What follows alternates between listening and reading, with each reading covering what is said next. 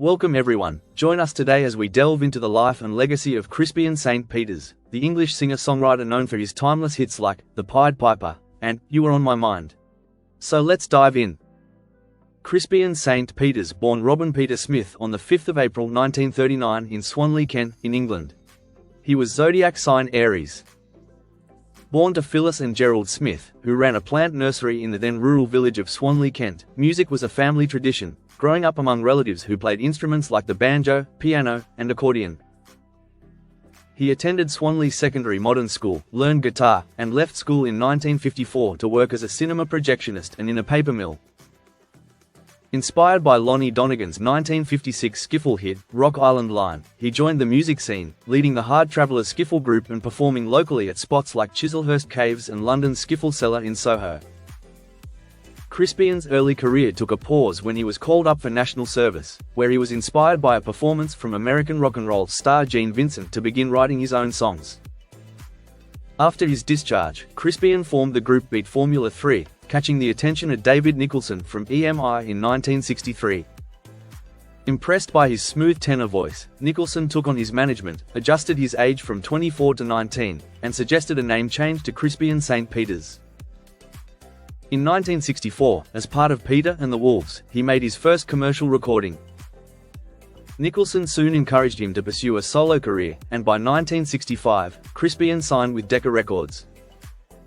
His first two singles, No No No, and At This Moment, didn't chart, but he gained visibility with appearances on UK television shows, Scene at 6:30, and Ready Steady Go. Nicholson then received a copy of the American hit You Were on My Mind, a reflective ballad written by Sylvia Fricker of Canadian folk duo Ian and Sylvia. When Crispian hesitated to record it, Nicholson convinced his mother to encourage him. The track, arranged by organist Harry Stoneham and featuring future Yardbirds and Led Zeppelin guitarist Jimmy Page, was released in late 1965. By early 1966, it had climbed to number 2 on the UK charts. Following its success, Crispian gave an interview to the New Musical Express, claiming that he was a better songwriter than the Beatles and that his performance on stage made Elvis Presley look like the Statue of Liberty. After just one hit song, he claimed he was going to be bigger than Presley, was more talented than Sammy Davis Jr., sexier than Dave Berry, and more exciting than Tom Jones. Though he later insisted these statements were made in jest, the press began to see him as arrogant. This publicity, however, boosted his next release, The Pied Piper, co-written by Artie Cornfield, who later helped organize Woodstock. Promoted by pirate radio stations, the song became his signature hit, reaching number 5 in the UK and Australia, number 4 in the US, and number 1 in Canada, where he would later tour. Following his breakout success, Crispian purchased a Jaguar, a Rover 2000, and a luxury flat in London's West End. On May 1, 1966, he performed as one of the top pop stars at the NME Poll Winners concert at Wembley, singing Send Me Some Loving and The Pied Piper.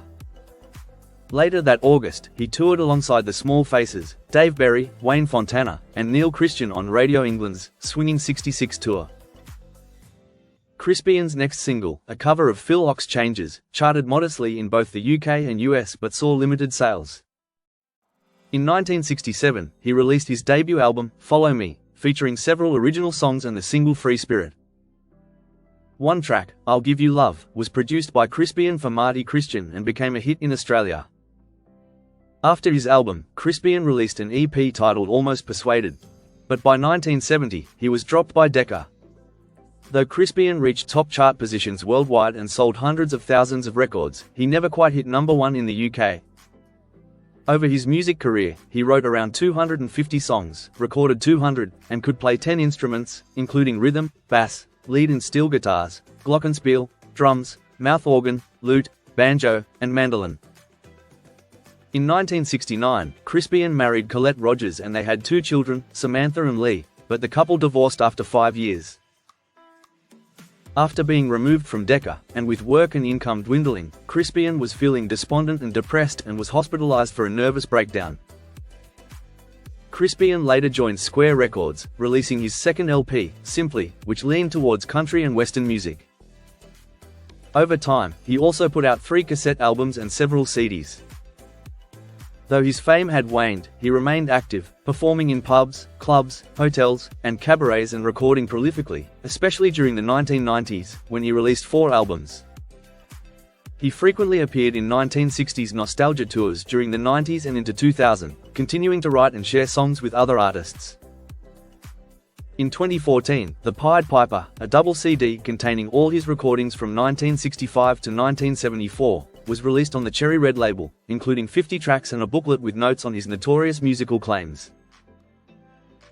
In January 1995, at 55, Crispian suffered a major stroke, which significantly impacted his music career.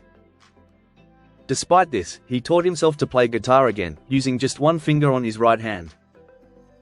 Though he also struggled with emphysema, causing breathing difficulties, he continued writing pop songs and performing live until 1999, with one of his final shows in Dartford that December.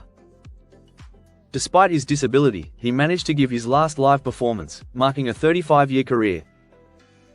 In 2001, he officially retired from music. After 2003, he was hospitalized several times for pneumonia, and during one hospital stay, he expressed hope that any future tributes would honor his band, Old Crow, whom he called the best friends anyone could have. Sadly, on Tuesday, June 8, 2010, after a long illness, Crispian St. PETERS passed away at the age of 71, in his home in Swanley, Kent. After being cremated, his ashes were given to his family and friends. Crispian is survived by his son Lee and daughter Samantha, and also a grandson. And there you have it. From his chart-topping hits to the challenges he faced, Crispian St. PETERS left an indelible mark on the world of music. His songs continue to resonate with fans around the globe, reminding us of the enduring power of his voice and his place in pop music history. Thank you for watching. Don't forget to like and subscribe for more videos just like this. Take care and bye for now.